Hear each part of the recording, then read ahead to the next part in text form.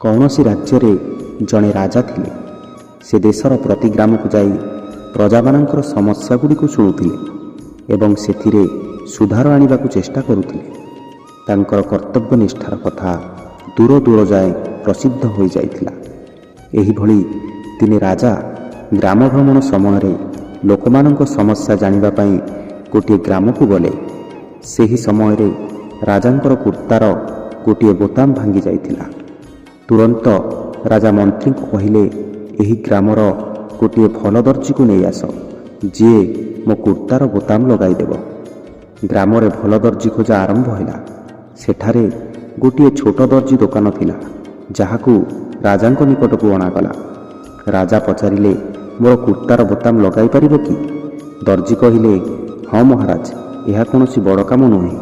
ତାପରେ ସେ ତୁରନ୍ତ ଛୁଞ୍ଚି ସୂତା ନେଇ ରାଜାଙ୍କ କୁର୍ତ୍ତାର ବୋତାମ ଲଗାଇଦେଲା। ରାଜା ଖୁସି ହୋଇ ଦର୍ଜିକୁ ପଚାରିଲେ, କୁହ, ତୁମକୁ କେତେ ଟଙ୍କା ମଜୁରୀ ଦିଆଯିବ? ଦର୍ଜି କହିଲେ, ମହାରାଜ, ଏହା ତ ଛୋଟ କାମଟିଏ ଥିଲା, ଏହା ପାଇଁ ମୁଁ ମଜୁରୀ ନେବି ନାହିଁ। ରାଜା ପୁଣି କହିଲେ, ନା ନା, ତୁମେ ମାଗ, ଆମେ ତୁମକୁ ଏହାର ମୂଲ୍ୟ ଦେବାକୁ ଚାହୁଁଛୁ। ଦର୍ଜି ମନେ ମନେ ବିଚାର କଲେ, ବୋତାମ ତ ରାଜାଙ୍କର ଥିଲା, ମୁଁ ତ କେବଳ ସୂତାରେ ସିଲାଇ ଲଗାଇଛି। ମୁଁ ରାଜାଙ୍କୁ 2 ଟଙ୍କା ମାଗିବି। ପୁଣି ମନେ ମନେ ଭାବିଲେ, ଯଦି ମୁଁ 2 ଟଙ୍କା ମାଗିବି ତ ରାଜା ଭାବିବେ ଏତେ ଛୋଟ କାମ ପାଇଁ ଏତେ ଟଙ୍କା ମାଗୁଛି, ଗ୍ରାମ ଲୋକଙ୍କୁ ତ ଏହାଠାରୁ ଅଧିକ ନେଉଥିବ। ଏହା ଭାବି ଦର୍ଜି କହିଲା, ମହାରାଜ, ଆପଣଙ୍କ ଇଚ୍ଛା ଅନୁଯାୟୀ ଆପଣ ପ୍ରଦାନ କରନ୍ତୁ। ରାଜା ତ ଥିଲେ ରାଜା, ତେଣୁ ସେ ତାଙ୍କ ହିସାବରେ ଦେବେ ଯେପରି ସମାଜରେ ତାଙ୍କ ନାମ ରହିବ। ରାଜା ଖୁସି ହୋଇ ଦର୍ଜିକୁ 2ଟି ଗ୍ରାମ ପ୍ରଦାନ କଲେ। ଦର୍ଜି ମନେ ମନେ ଭାବିଲା, ମୁଁ ଅଳ୍ପ କିଛି ମାଗିବାକୁ ଚିନ୍ତା କରୁଥିଲି, କିନ୍ତୁ ମାଗିବା ଅପେକ୍ଷା ଅଧିକ ମିଳିଲା।